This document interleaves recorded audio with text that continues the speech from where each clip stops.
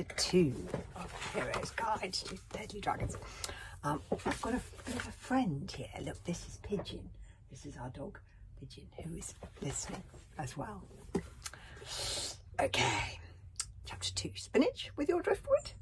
We'll just leave Hiccup hanging off the window frame, shall we, while we go back and discover exactly how he got himself into this mess in the first place. Well, I hate it when I do that. Oh dear. Anyway, when Hiccup had woken up, because I kind of want to know what's happening with the window ledge, but there we go. When Hiccup had woken up at 7 o'clock that morning, he had absolutely no idea of what he would be doing only 5 hours after. He was rather excited because it was his birthday, and although he was 12 years old, in fact, technically speaking, it was only his 3rd birthday, because Hiccup had been born on the 29th of February of a leap year. His first thought when he woke up was to make a wish, and this wish was, please Thor, can you make this a nice, quiet, peaceful day? No shipwrecks, no storms, no close encounters with homicidal villains, with hooks for hands, or with a deadlier type of dragon, just for my birthday. From this you may gather that peaceful days on the archipelago were few and far between, and the life of a would-be Viking hero was exciting, if exhausting. Hiccup got up and spent some time persuading his pet dragon, Soothless, to eat a healthy breakfast. Dragons are supposed to eat plenty of vegetables and, weirdly, lots of wood, small branches, twigs, the barks of trees. This seems to help their fire breathing. And this is very important because a dragon who can't breathe fire gets very sick indeed and eventually explodes. Toothless was a rather disobedient common or garden dragon, unusual only in that he was a lot smaller than the other boys' dragons. He hadn't eaten his wood for weeks, and now he absolutely refused to eat either his spinach or his driftwoods, and just sat in front of his plate blowing grumpy smoke rings. Okay then, Toothless, said Hiccup, if we're going to be like this, I'm just going to go to the burglary competition without you. But when I come back, you better have eaten up all that driftwood, or else there will be no haddock. You was a very mean master, said Toothless with dignity, and you have you are, and your heart is made out of bogies. In a big sulk, he climbed back into the bowl of spinach and sank down into it like a very small crocodile in a mudbank.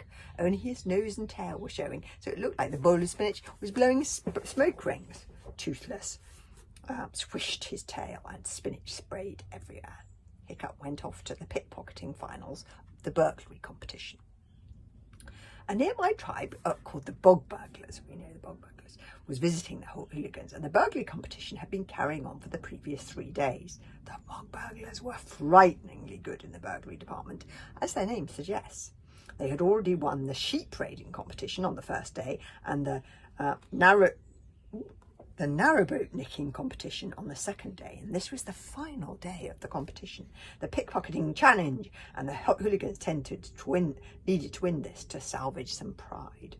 Unfortunately, the bog burglars were just as good at pickpocketing as they were at everything else, and so again the two hooligans were thoroughly behind in the contest, in the match. Hiccup had a particularly gloomy time in the competition.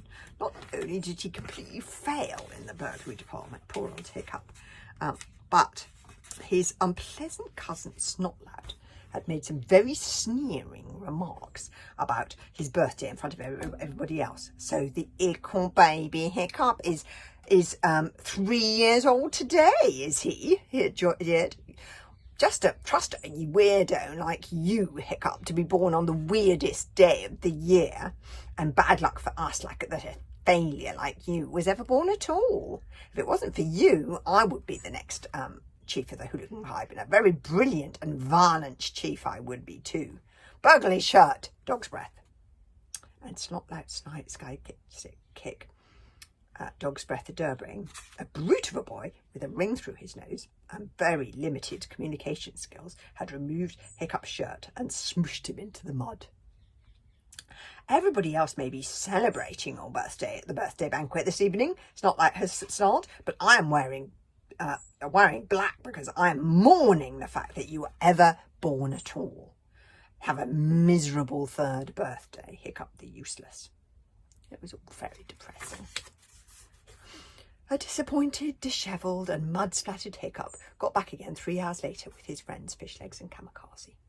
Fishlegs was a hooligan like Hiccup, but he looked more like a daddy longlegs and he had asthma and a bit of a squint. Kamikaze was a very small blonde bog burglar, and she had hair as untouched by human hand as parts of the Amazonian rainforest. Despite her size, Kamikaze was particularly good at pickpocketing, and she was carrying the hooligan daggers, three hooligan helmets of various different sizes, and a pair of Stoic the Vast's hairy underpants. So that's pretty impressive. I can't think how you got them off without him noticing, Hiccup was saying, with reluctant admiration. Stoic the Vast was Hiccup's father, a classic Viking of the traditional large and terrifying type. He's going to hit the roof when he finds out. Oh, it was easy peasy, lemon squeezy, boasted Kamikaze, carelessly twiddling one of the daggers. If Kamikaze had a fault, it was that she did have a tendency to be rather pleased with herself. He can't see a thing with that beard of his. Through that beard of his, I could have taken the shirt and trousers off him as well if I wanted to. Well, thank Thor you didn't, said Hiccup, with huge relief. It would have put him in an even worse bait than he is already. I'm going to have to tiptoe round him for the next couple of days, it is, so as not to get into trouble. There, Kamikaze is Stoic's hairy underpants and what looks like a very fancy hooligan helmet.